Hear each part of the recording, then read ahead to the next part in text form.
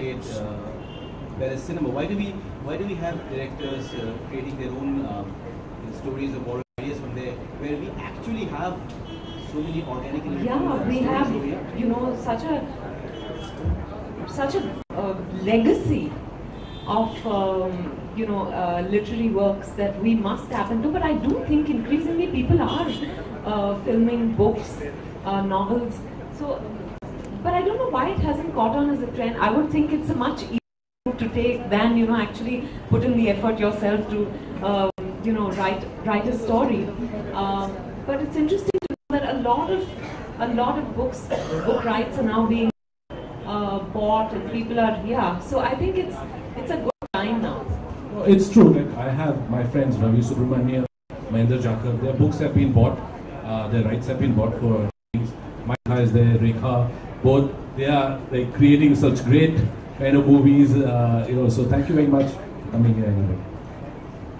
No, I also think a lot of our, you know, people don't know how to adapt a lot of our classical literary works. That's the, most often we've ended up making period films around those classics, based on those classics. You know, contemporary literature is only now being delved into. It's a pity because, you know, we have the stories. Yeah. And it's better written. And a lot of films that have been based on books have been extremely successful. Your first major Really, feature, of course. that was adapted from a book. Rekha's there, like adapting books is kind of you know. So, how was your experience with that? You must have read the book and as the script. I actually read a translated version of Parinita before I read the script. Or rather, I read the script first and then I read the translated version. And it's interesting because what they did is, even though we were making it as a period film, they adapted it to or within a certain period. So that defined a lot of goings on in the film, which I think was very interesting. Otherwise, I haven't really. I've read a couple of, for example, I read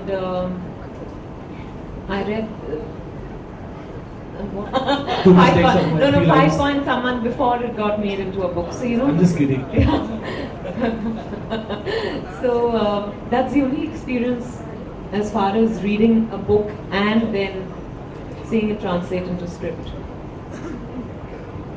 Now this is a serious question, Piyush. When I read the book, I found that you were expressing a lot of empathy for the character which would be taken as the evil incarnate. Yeah? More than his actions, you were actually delving into the way his mind is working, where he's coming from, and I felt compelled to protect him. Now, when you have so much empathy for your antagonist, the evildoer, does that somehow hamper with the objectivity of both the writer and the reader? So, you know what, I'm actually a graduate in psychology, and I've ever since I was in college, I have empathy for people who are mentally ill, and I've always held, and it's borne out that mental health in India is something which is not really looked at in all its seriousness. You know, just yesterday there was an article in the DNA that 6.5% of the Indian population is mentally ill, and serious mental illness is there. Okay, so to me, what happens is and I mentioned that in my afterword, that what happens is when there is some mentally ill person, you kind of in your family, you kind of push that person away, never talk about that person out in the open, and sort of look at it as some blight that has come onto your family, etc. That's our tradition. Culturally, we are very intolerant towards that. So my empathy will always be towards a person who is mentally ill, and I believe that a serial killer has also got a mental health problem, a mental illness. So my question is, where there is a person who is evil, his acts are evil, is it because he is an evil person, or is it because he is ill? We need to examine that. So, and that is basically a global phenomenon. People have been examining it all around the world, whether serial killers are actually bad people or they need our help. So that's the tack that I've taken. Of course, having said all that stuff, I write it inside a thrilling story, but that's like the underlying, takeaway from the book. Yeah. Vidya, as an actress, if you're given a character which is dark and despicable, I think, I can comfortably say that it's only now that I'm actually willing, maybe I'm ready to delve into my dark side as an actor. So far, if there were scripts where there were characters I was uncomfortable with, which were inherently dark, I would just shy away from them. But something, obviously, I guess it's called growth and evolution, that I now feel ready to delve into that side of my personality because I know it exists there. When I'm playing the character, I'm not sure I require that objectivity.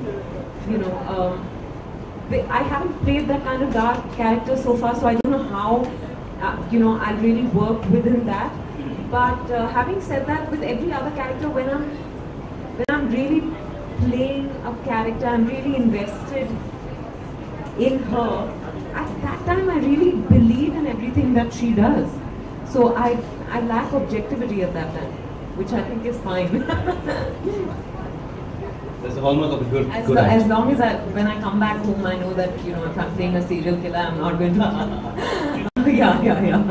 No method in that. Thankfully, hopefully. Piyush, in this particular film, in this particular book, sorry, I'm already talking about the film.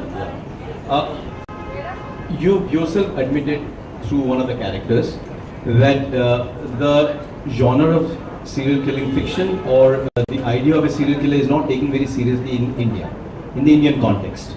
That they say that we do not have enough instances of serial killing in India, that it's American popular fiction based on either certain incidents which happen. More heinous than my own characters. The point that I was trying to make is that, look, it has just been ignored in this country. People always say, नहीं ये सब हमारे इधर नहीं होता है, वो सब अमेरिका में होता है. अरे इंडिया में भी हो रहा है. आप लोग, nobody is paying attention to it.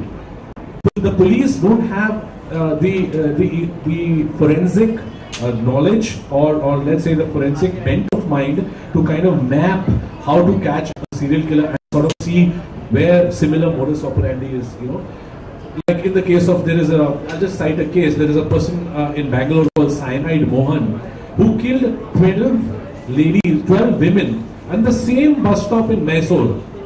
Okay, over a period of 1.5 years, in the same bus stop, in the same ladies' toilet of the same bus stop, okay, by giving them cyanide.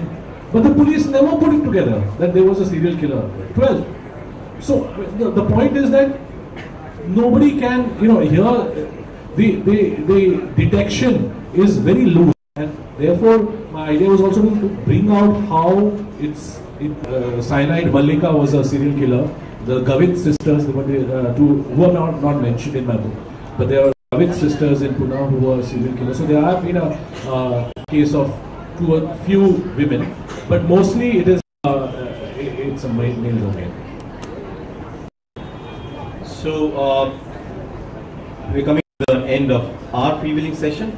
Before we open it to the audience, we shall unveil another book.